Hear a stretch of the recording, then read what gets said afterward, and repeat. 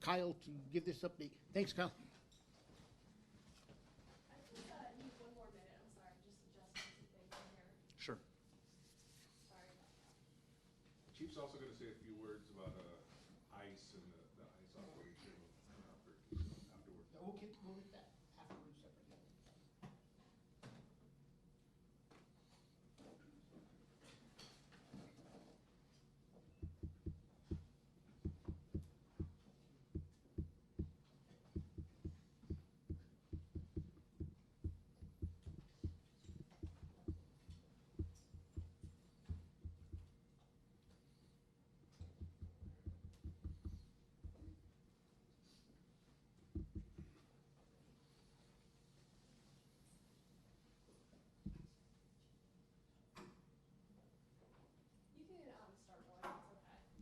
Everyone else okay? Okay, my name is Commander Kyle Hartsock of the Criminal Investigation Division, who oversees the Multi-Agency Task Force Unit, which investigates all of our officer-involved shootings. Today we're going to cover two different officer-involved shootings. It was our 7th and 8th officer-involved shootings of 2025. The first shooting we're going to cover was on June 15th, 2025. The incident started in the 300 block of Coors Blvd Northwest. This critical incident community briefing will provide information about a male who was wanted for a felony warrant and ran from officers while armed, which resulted in an officer-involved shooting. You're about to see relevant video footage and photos and learn about other evidence and police procedures related to the case so you can have a better understanding of what occurred based on what we know right now. We conduct very thorough criminal and use of force investigations, which typically require investigators to interview multiple witnesses, review hours of video footage, and analyze a significant amount of forensic evidence. We're still at the very early stages of this investigation, which can often take several months to complete. Our understanding of this incident may change as additional evidence is collected, analyzed, and reviewed. We also do not draw any conclusions about whether the officers acted consistent with our policies and the law until all the facts are known and the investigation is complete. A word of caution, the images and video may be disturbing. When police officers use force to arrest a subject or defend against an attack, it can be graphic and difficult to watch. In addition, there may be strong language by those shown in the video. One detective fired their gun during this incident. He does work in a sensitive unit, so his identity is not being released at this time or is photographed. He's been with the police department since 2007. He does have 6 prior officer-involved shootings, and he is back to full duty. The involved subject who was shot in this incident is 23-year-old Gabriel Morales of Albuquerque. This incident occurred in our Southwest Area Command. On June 15th, our dispatch received a call from a Circle K gas station located in the 300 block of Coors Blvd Northwest in reference to an armed robbery. We're going to play you some of that 911 call that came into our dispatch. 911 emergency. Oh, can you hear me? Yes, what's the address to the emergency? 1 Coors Blvd Northwest. Did you say 361 Coors Boulevard? Yes. Okay, I'm showing that as the Circle K. Is that correct? That's the Circle K, yes, sir. What's going on there? At gunpoint. You got held at gunpoint? Yes. How long ago did that happen? Just 4 minutes. Okay. Is anybody injured? No. Were you robbed? Yes. Okay, did they leave in a vehicle or on foot? They left on foot. Okay, can we get a description of them? What race did they appear to be? He was Hispanic, black hair. He was probably about 4'11". He had a black mask. They said black hair. He had a dark, kind of a dark Levi jacket. What color, like black? Black, oversized. Okay. How old did he look, or you couldn't tell with the mask? He's probably in his late 20s, early 30s. This is video from that robbery that took place at the gas station that shows the armed masked offender walking in and taking money and cigarettes from the store at gunpoint. There is no audio with this video. We'll play it for you now.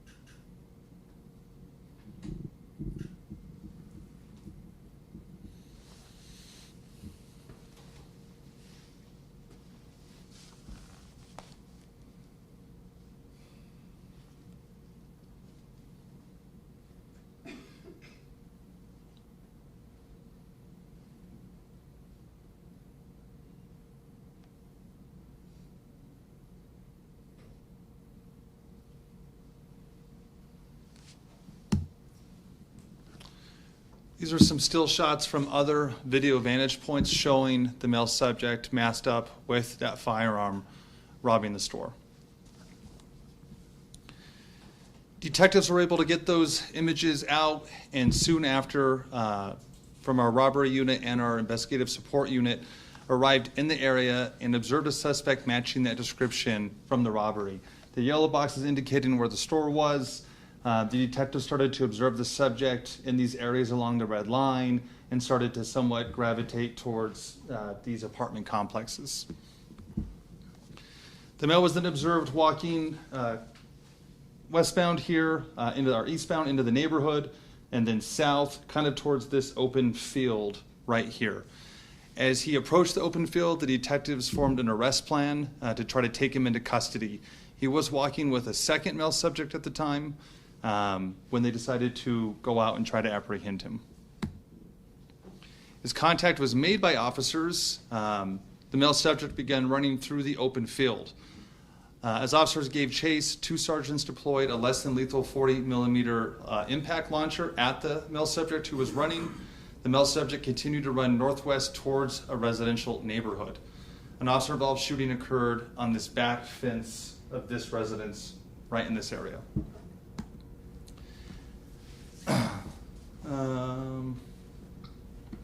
As the foot chase was going on, the officers did not initially view any firearm on the subject, which is why they were firing the 40mm less than lethal launcher at him. As they were firing at him, it didn't appear to have any effect on him, and he continued to run. As our officer who fired got closer, he observed a gun in the left hand, or in the right hand of the subject, and saw him transferring the gun from the right hand to the left hand, and then started to turn the gun around towards the other officers who were giving chase. This clip we're going to show you first is from the officer who does fire their duty rifle during this incident. After the firing happens, the suspect stopped fleeing and started to respond to officers to back up and walk towards them and surrender. While they were trying to take him into custody, he immediately started running forward again, jumping a fence, and the foot chase continued into a neighborhood. We'll play the video now of the officer who fired their weapon. Please hands up! Please hands up! Put your hands up!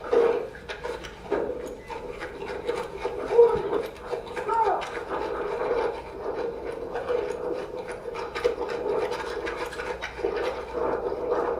Get your hands up!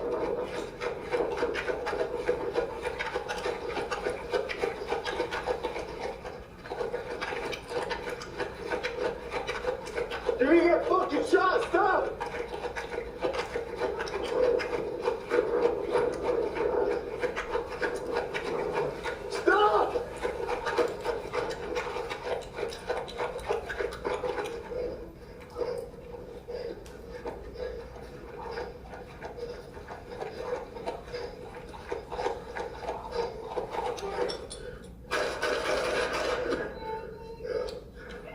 He has a gun in his left hand. Do not move! Drop your ass!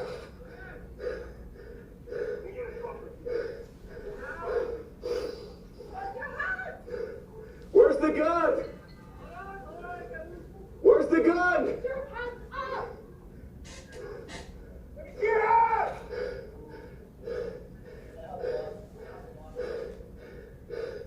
Keep your hands up! Hey, belly crawl out to the field. Hold up. Where's the gun?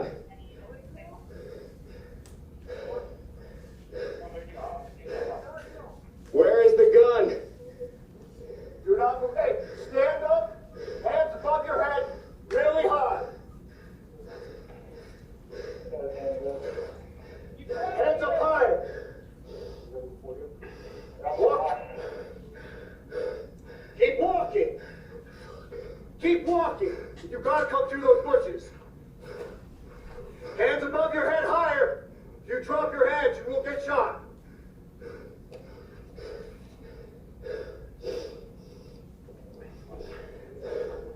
Keep coming. Keep coming. Keep walking. Accordion. Move it.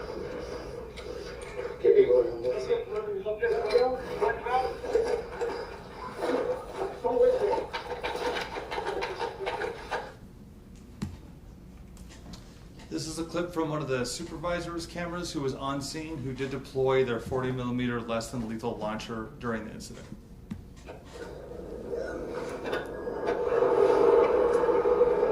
Put your hands up! Put your hands up! Put your hands up! 40! Stop! 40, 40, 40!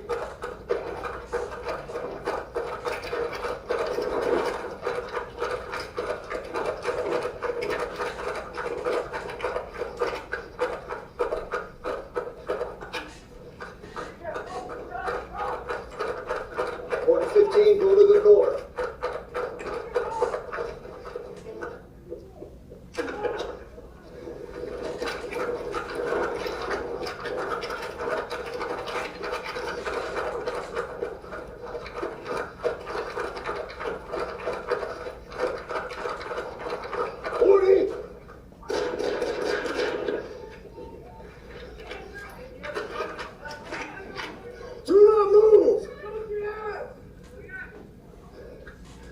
Truck up here.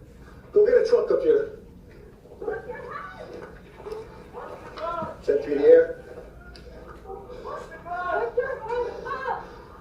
That's what your aircraft. 890. I need units to 60th and Avalon. Keep your hands up! Units with your 60th and Avalon. Hey, belly crawl out to the field. Come over to us. Come with us. Come to us. Where's the gun? Any units to pick? What? I'm right here. I'll have to get that one. Where is the gun? Do not move. Hey, stand up. Hands above your head. Really high. Hands up higher. You ready for you? Walk. Keep walking. Keep walking. You gotta come through those bushes. Hands above your head higher. If you drop your hands, you will get shot.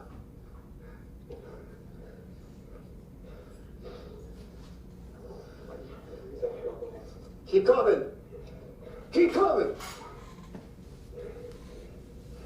Keep walking. 40! 40! Diddy, subject running westbound. This is a clip from a separate supervisor who was also on scene, who also used his 40mm less than lethal launcher during this incident.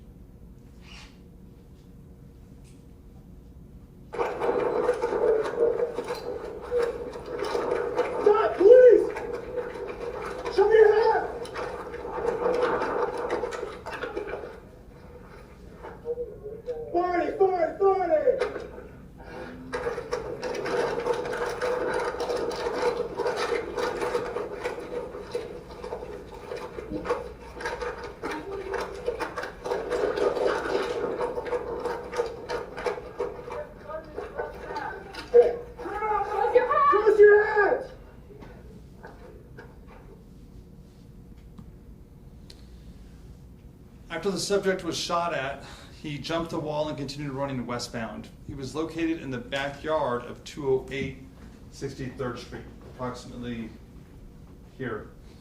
After he was taken into custody, a search of the area recovered the gun that was in the field initially where the shooting took place, and a backpack was also found in a neighboring backyard. Near that backpack, cash and cigarettes in that same grocery sack that you saw the clerk use was also located next to the backpack. This is a clip from a separate officer, a patrol officer, who was assisting in the perimeter, taking the male subject into custody. Get over the fence! I want you to get over the fence and lay flat on your stomach! Lay down on your stomach! Now! Back the ground! Put your arms out! Your fucking hands out! I'll put him in cuffs. Go. Stop.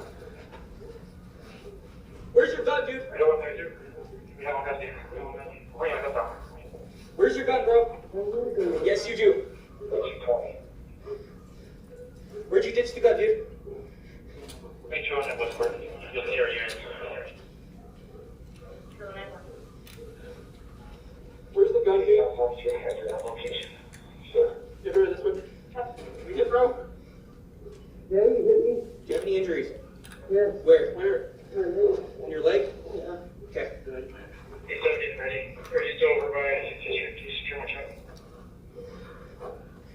Get a tourniquet.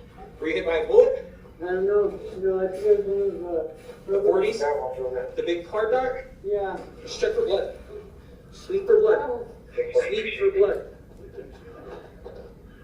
There's a wet spot right here. Yeah, I think it's in here. I think it's wet. Okay, come over here. I'm gonna roll you towards me, okay? 1, 2, 3. On me, okay? Hold it for air position. Is it? That's gonna be just Edward 115. He does have one bullet wound to the right hip. If you can start 4355. This diagram here shows the field where our officer fired their weapon. The approximate distance between our detective indicated in the blue star and the suspect in the red X was approximately 72 feet at the point that we fired. We don't have the distances when the 40mm shots were used because both parties were all moving at the same time. A total of 5 .223 caliber casings from the police rifle were recovered, as well as 7 40mm less than lethal casings and 5 more 40mm less than lethal projectiles were collected on scene. This is a photo of some of the cash that was collected from the backyard. This is a photograph of the firearm that was found in the field when the subject was shot. And this is a close-up of that same firearm, which is a .380 caliber Burst Thunder. There's no 9mm leads on the gun. We did already recover the purchasing info, and it was purchased by Mr. Morales' father in 2017. His father has since passed away, and at best right now we believe that the gun was just handed down to him when the father passed away. Gabriel did sustain a gunshot wound to his right hip. He was transported to UNMH and was released that night and booked into jail on the following charges: armed robbery, aggravated assault with a deadly weapon, false imprisonment, and resisting, invading, or obstructing an officer. Since then, a federal complaint has been lodged against him for being a felon in possession of a firearm. We have one more presentation, so I'm going to go into that one before we give my final saying there. I'll answer questions about both shootings at the end of both if you guys are good with that. Our second shooting that we're covering today was 2 days later on June 17th, 2025 in the 800 block of Central Southeast, and it was our 8th officer-involved shooting of 2025. This critical incident community briefing will provide information about a woman who was causing a disturbance at a hotel and then disarmed a security guard and fired at officers, which resulted in an officer-involved shooting. The 3 officers that fired their guns that day was Officer Angel Avalos, who was hired in 2019. He does not have any prior officer-involved shootings. He was assigned to the Northwest Area Command and is back on duty. Officer Jonathan Kramer, who was hired by our department in 2016, has no prior officer-involved shootings, was also assigned to the Northwest Area Command and is back on duty. And recruit officer Michael Morales, who was riding as an FTO with another officer, also assigned to the Northwest Area Command. He was just hired in October of 24. He has no prior officer-involved shootings yet, and he is not yet back to full duty. The subject who was shot was 36-year-old Desiree Herrera of Albuquerque. This incident took place in our Valley Area Command.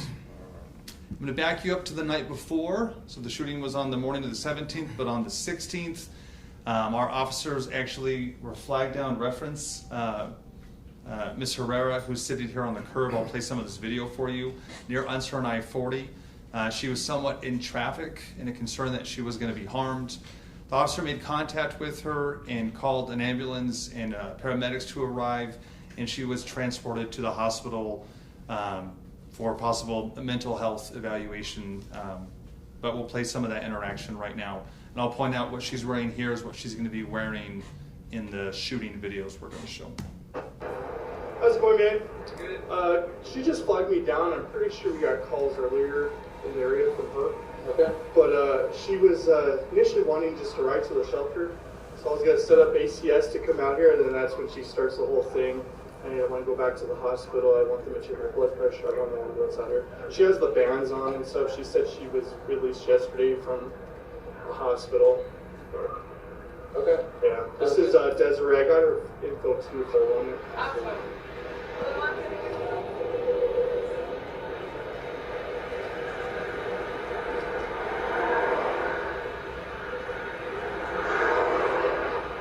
So Desiree, first name, last name, Herrera, Herrera.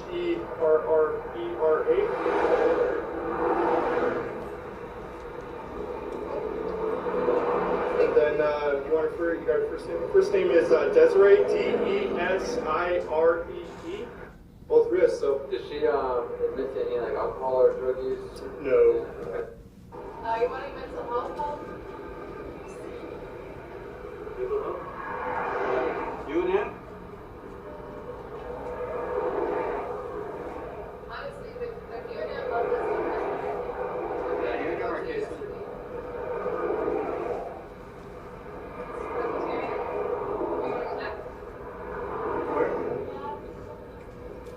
Presbyterian. She was transported to Presbyterian Hospital downtown. We are still working with the hospital, getting some of their surveillance video. It appears that she was brought to the hospital, but she left before being fully seen sometime in the night. We don't have those exact times ready for you today, but we know sometime between that video you saw there and about 4:30 in the morning when calls to police start to come in, she did walk out of Presbyterian. It doesn't look like she'd been seen yet. At 4:26 a.m. on June 17th, police were called by a security guard at the Hotel Park Central, there at Central and I-25, about a female causing a disturbance. That female is Miss Herrera. We'll play you some of that 911 audio now.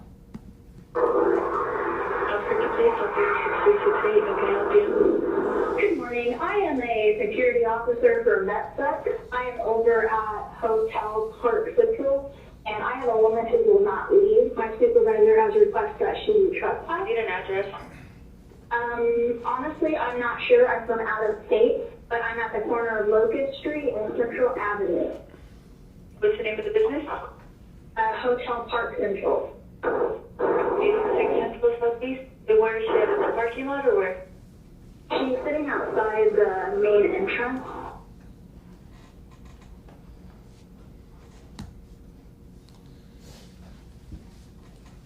This video is from the interior of the hotel, and there's lots of video, but this video is around 5:40 a.m.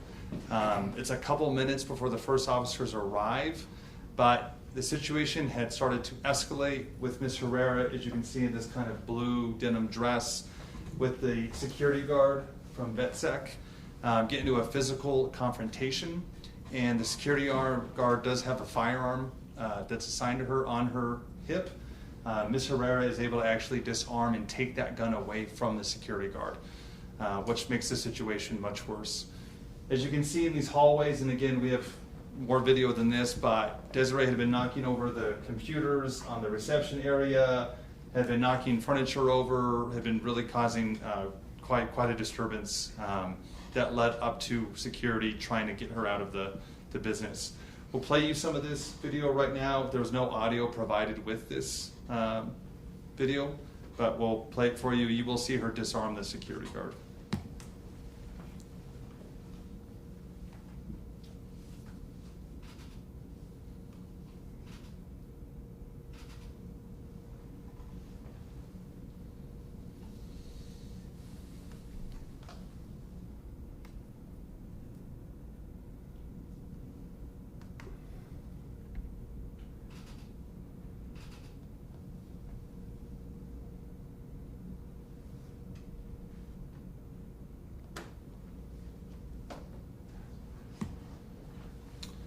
Ms. Herrera ran out of the front of the hotel armed, again, just moments before officers arrived.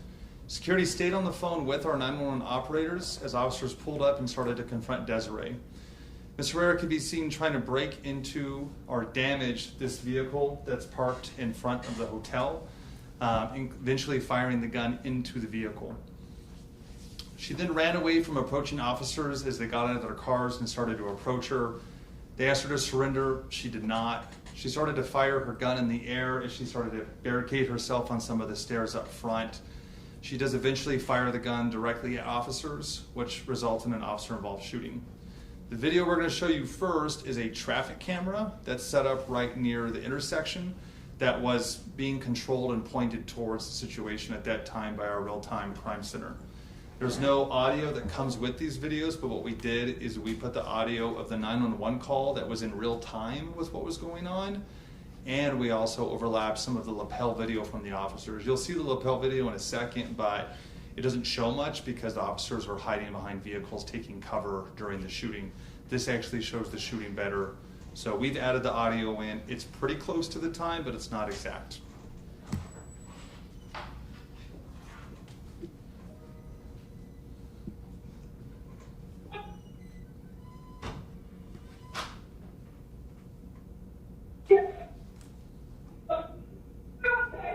Or an altercation again? Okay, take the note. I don't know how to help. She's reaching for the gun. Has the hair. She's doing what? She has the gun. She has a gun. From where? From my supervisor. She has a gun. Is it loaded? I would assume. Is it loaded? Yes.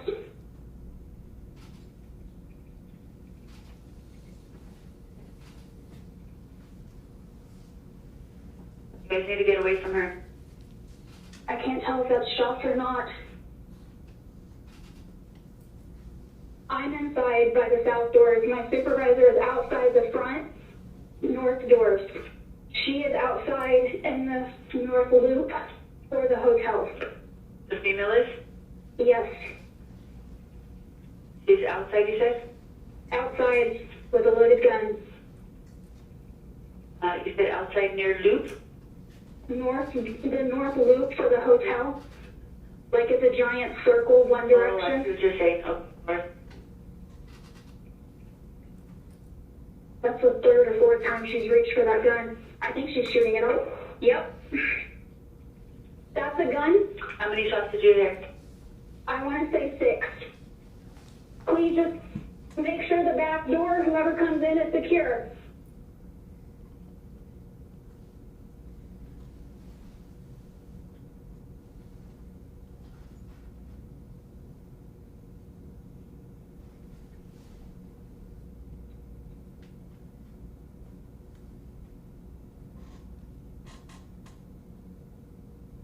Are all employees inside?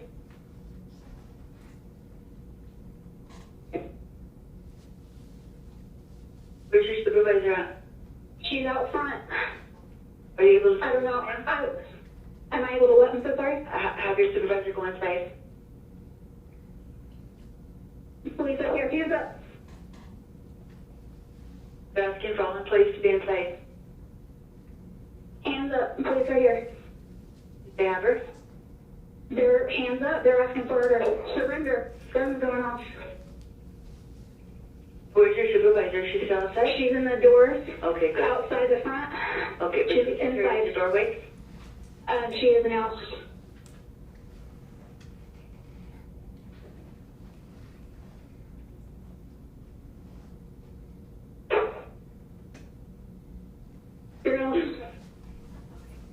They're there with you. I'm going to go ahead and disconnect, okay? Okay, thank you so much. Have a great day. You too. Bye-bye. Put it down! Put the gun down!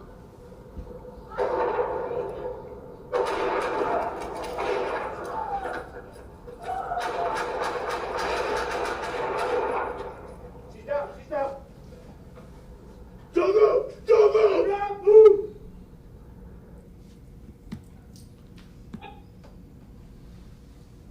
We'll now play you the 3 different body cameras from the officers who fired. This is from Officer Avalos.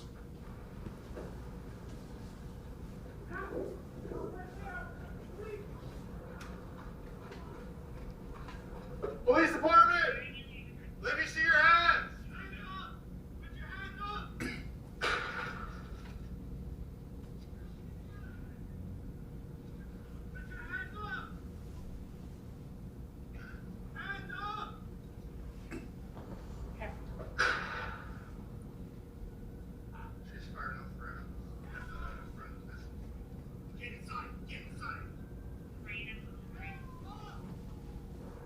Police department!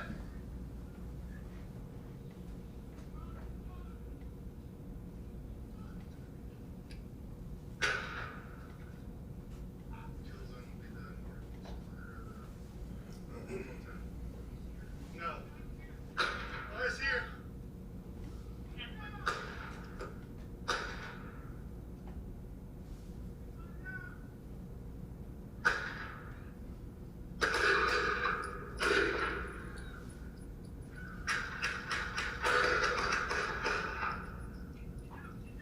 Shots fired.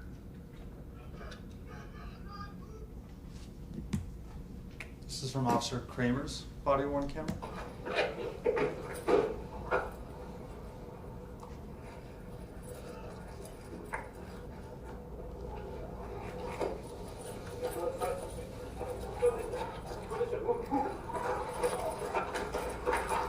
Make sure you have cover. Make sure you have cover. Matt! Stop right there! Albuquerque police! Police department! Let me see your hands! She's up there. Put your hands up! Where is she? Right here. Put your hands up! Hands up! 10 through the air.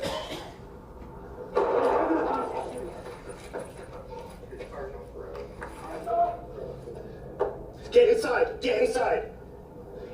Hands up! Police department! Drop the gun! Moving shot!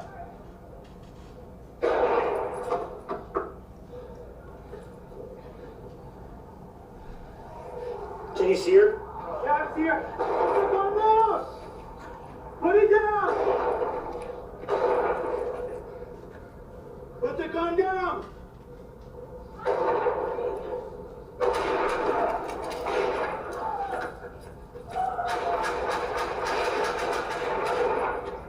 She's down, she's down. Don't move! Don't move! And finally, Officer Morales' body-worn camera.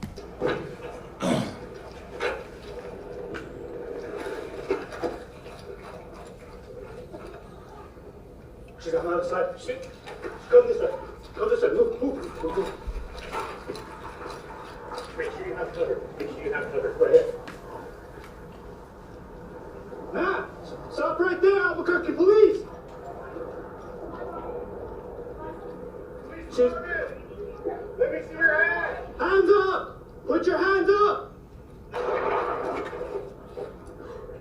She's standing right here. Put your hands up! Hands up! 10 through the air. Hey, why did the gun she's shooting? Hands up! She's standing behind this. Hands up! Drop the gun! Drop the gun! You will be shot!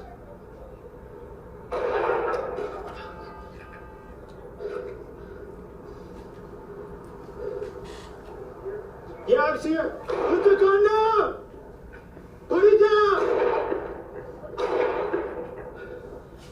Put the gun down!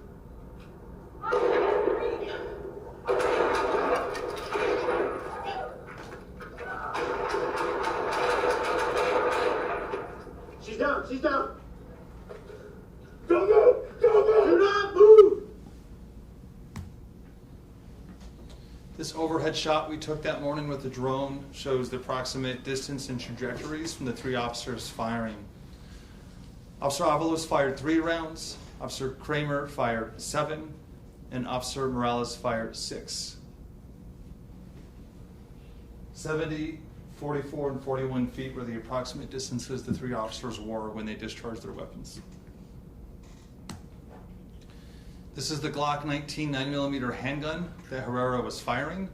It had a 15-round capacity, and when we checked who purchased it, it was purchased by Vet Tech Security in Albuquerque in September of 2022. It was carried by the security guard on the day of the incident. 8 fired cartridge casings were found near Herrera on the stairs. 1 additional fired casing was located near the officer's casings by the car for a total of 9 rounds. Desiree Herrera sustained 5 gunshot wounds, all entering the left side of her body from a left to right trajectory. 4 of the projectiles were retained and recovered, and she did pass away on scene. Both cases are still under criminal and administrative investigations. Over the next several months, the multi-agency task force will continue to investigate and analyze this incident. Detectives will interview any new witnesses that come forward and complete any forensic tests. After the investigation is complete, the case will be forwarded to the DA's office to make any determination of criminal charges. Our Internal Affairs Force Division will also investigate the shooting to determine whether the department's policies were followed. The results of the administrative investigation will be forwarded to the city's Superintendent of Police Reform to make the final decisions on discipline. And our Force Review Board, made up of deputy chiefs, will also review the incident to identify trends and potential policy changes that may be needed in response to any shortcomings that are identified. If you guys have questions specific to those investigations, I can help. We're going to jump in real quick, though. I'm going to jump in front of some of the questions right off the bat because I kind of figure what they're going to be. First of all, yeah, we are very concerned that we do have a unit with officers that have had and been involved in multiple shootings. We are working with some of the detectives, and one of the detectives involved in some of these incidents is, asked to be reassigned to another part of the department. We're working on it. But one of the things that we have to understand is that we want to be very methodical and think through this process, because the last thing I want is 3 years from now we have another group of detectives. One of the issues that we're seeing is we dispatch these 5 detectives to all of our most violent scenes. Homicide offenders, bait activations from recent robberies, shooting suspects. And one of the issues that we had over the years with the consent decree being over with is, if you look back in the consent decree, it was very frowned upon for us to intermingle units with this particular unit. And in particular, the tactical section was very frowned upon. I spent a lot of time in our tactical section during my first run at this career, and I will tell you one thing. I never agreed with the monitors or DOJs about the use of a canine with these units. I know canines reduce shootings and save lives. And one of the things we're working towards is ensuring that we're able to dispatch a canine with these units to ensure that they have the availability of a canine instantly as they're trying to take these individuals into custody. The second thing that we're working on is the deployment of drones during the initial onset of these incidents, and we're also looking to work on seeing if we could deploy tasers instead of 40s, because there's one similar thing you all see. We utilize 40s every single time, and it seems like the 40 is just not getting the effect we need. So there are a number of things that we're working on in terms of individuals within the unit and making sure that they're in good mental health and able to do the job and go forward, and we don't create lifelong effects. And number 2, changing the way we do business, and now that we're past our consent decree, working to see how we could bring additional resources in. We're also looking to deploy a different unit for some of our bait activations, but we have to do this in a way where we have the right unit trained up and officer safety is taken into effect. On the second shooting, I want to jump right into and address the mental health concerns. It is very disappointing for us as a police department. In the days prior to this, in 2 different occasions, we have somebody transported to a mental health facility to get help. Yet, fast forward less than 2 days and we're dealing with this individual armed out in the street. Something has to change within the system. We put our officers and the public in danger, and individuals going through mental health crisis lose their lives because they're unable to care for themselves. And I think that all of our policymakers across the state really have to look, especially at this incident, didn't need to happen because of the fact that this person should have gotten the help that they needed. I'm going to say it, the system is broken. Can our policymakers please fix this at the state level? With that, we'll go to questions. Yes, Matt? The detective that has to be transferred was the detective that fired in that incident? No. We're working, we have two detectives that have a number of shootings and we're working with them both. We're still working through this. I got to get an update. I asked them to get an update, but all this started to transpire when the second shooting happened. I just haven't gotten an update of where we're at with this one. How long has ISU been around? ISU has been around since the beginning of the consent decree. We had to get rid of a unit under the, right around the time of the consent decree, we got rid of one unit and developed this one. Okay, and then do you know by chance how many total shootings ISU has been involved in the past? There has been a number. I mean, you go back and you look, like I said, one of the fundamental problems we had is they are the lone unit dispatched. And a lot of it's tied to our consent decree, the training, like I said, from the very beginning, one of my battles in 2017 was I wanted to deploy tactical units with them. I want dogs on scene. And a couple of times when I tried it, I got very cautioned about it, like, Chief, you need to be careful. And it was really frowned upon with the monitors and DOJ. But now that we're able to run our department, there are a number of things that I think we could do to continue to reduce shootings. The advent of technology, getting drones to follow these individuals, getting drones to hopefully help barricade these individuals, then we get in tactical resources. So there's a number of things we're looking to not only reduce the use of deadly force as a whole, but also to make sure that it's not all concentrated and that we're sending that one unit to every single incident. One follow-up. I guess I should have asked this way. Do you think ISU has been involved in more shootings recently than when they, do you think it's like, have you seen an increase in that? No, I've seen periods where they're involved in more shootings and periods where they have less shootings. So I think it's just all dependent and on the situations and what's occurring over the course. I could remember a back time frame in about 2019 when it seemed like they had an increase in officer-involved shootings in ISU, and we were concerned at the time. And we were under the consent decree, and we started processes in place, and we'll continue to monitor and look at it. But I think one of the things we have to also take into account is our increase in productivity and the fact that we have to look that we're having more encounters with armed individuals than ever before because we are more active as a police department, proactive. When I took over as chief, we averaged about 90 to 100 new charge felony arrests a week. Think about that, 90 to 100.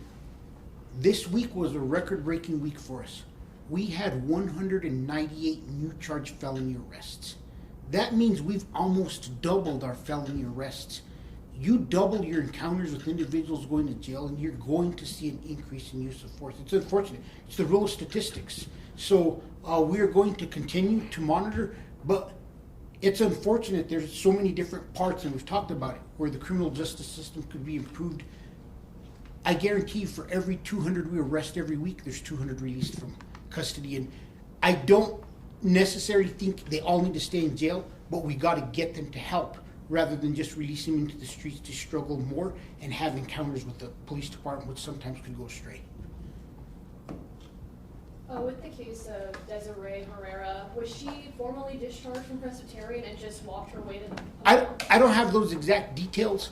They're still looking at it. Of course, as we all know, when you're dealing with these types of situations with medical records, it takes paperwork and orders and legalities for us to get to that information, but we're working on it. Morgan Stevens, KOB4.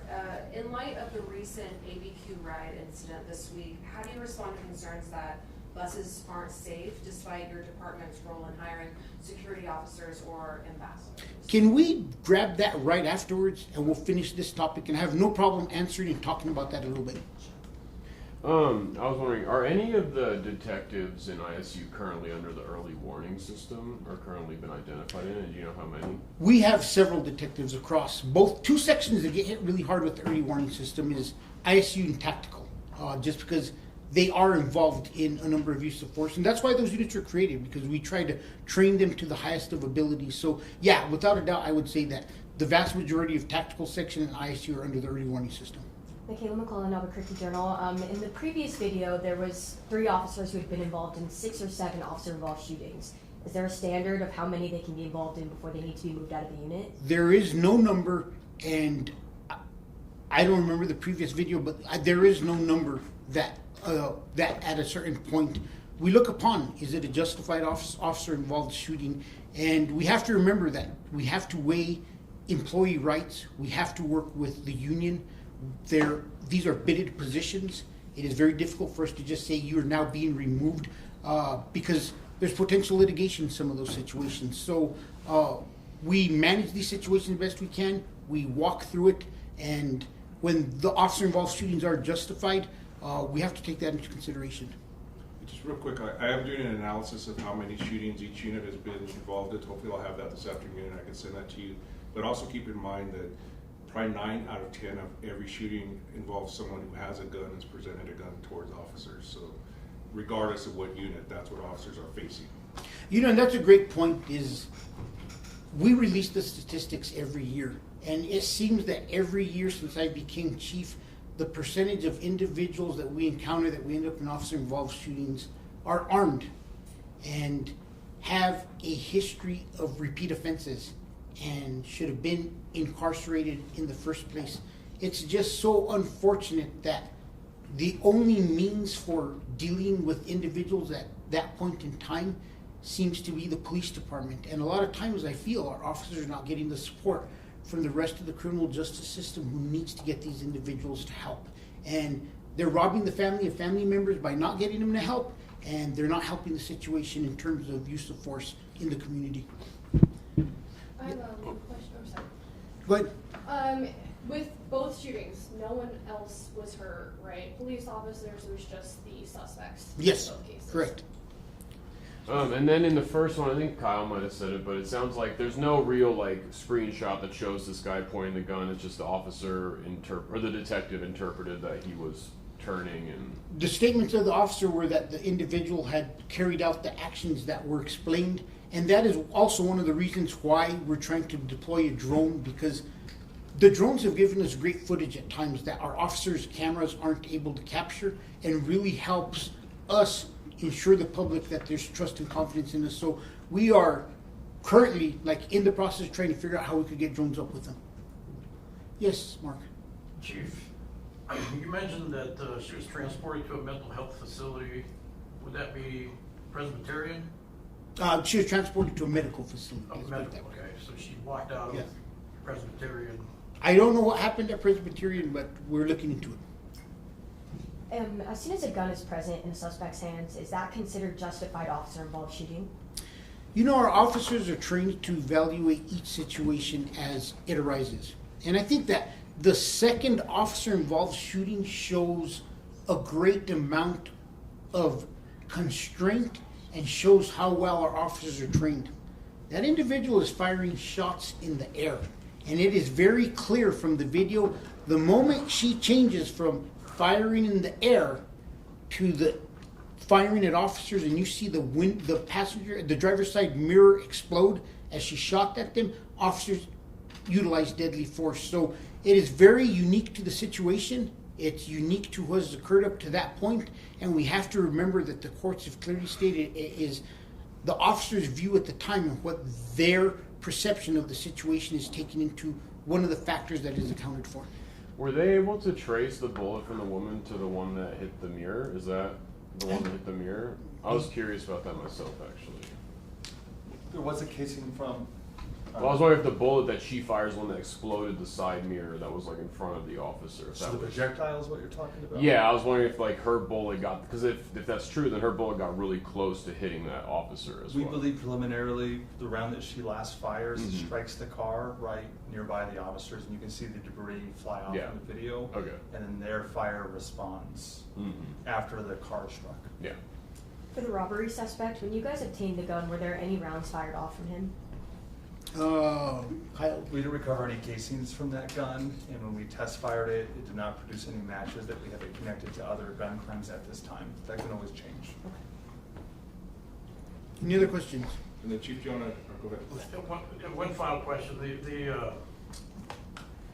At the press conference right after, it was mentioned that the officers had to come from a different area command to handle this.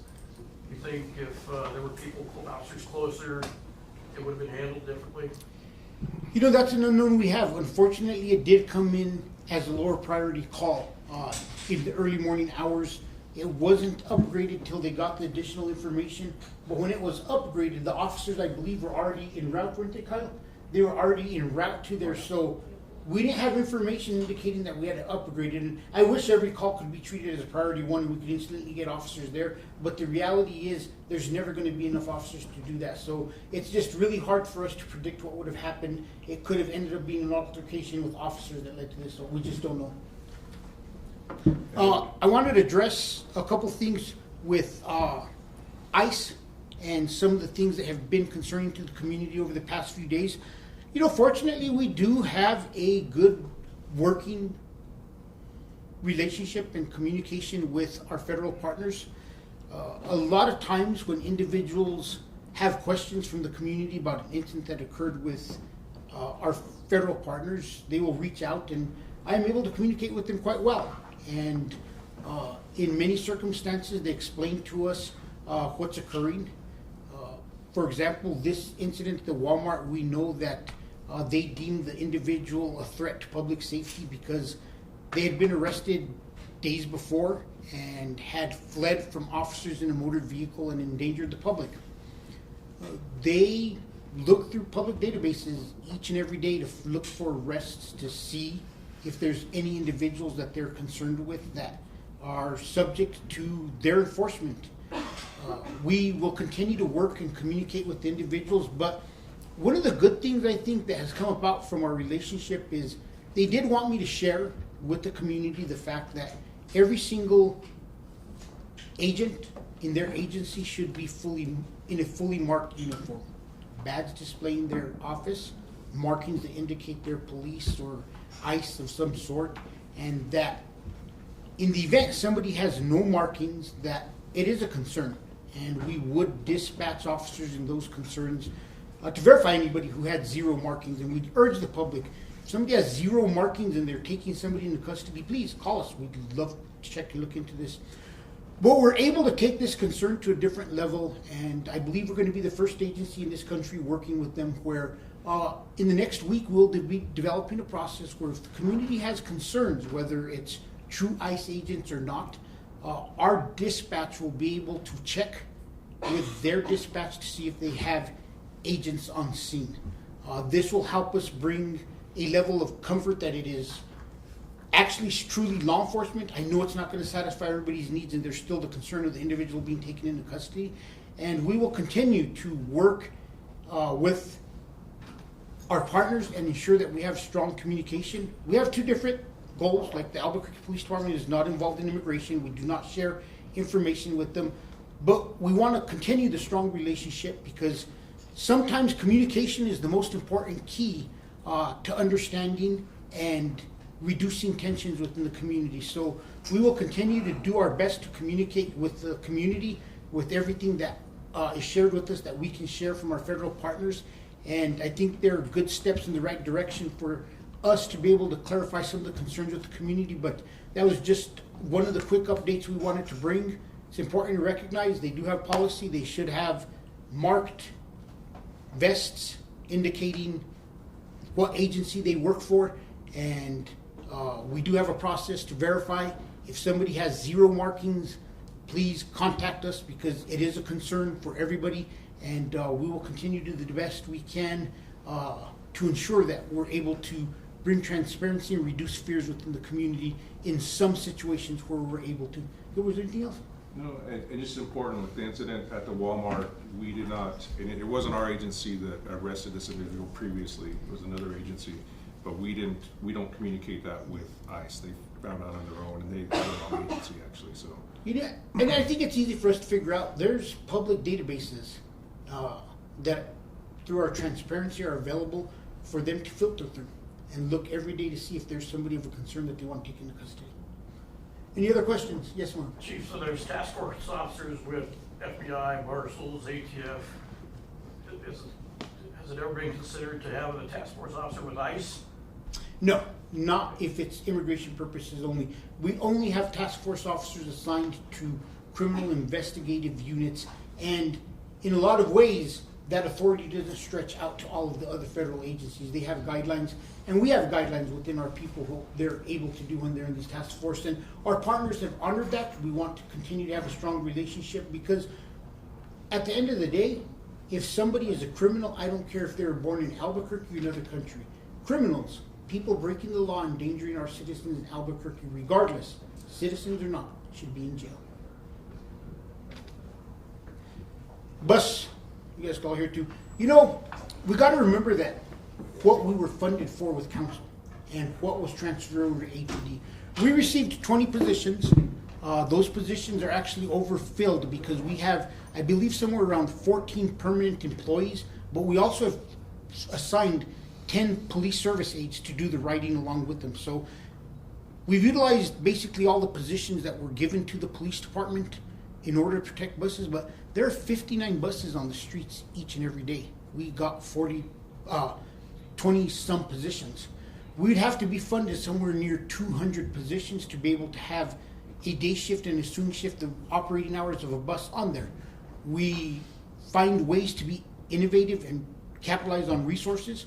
We're using National Guard to watch videos. We've actually seen scenes.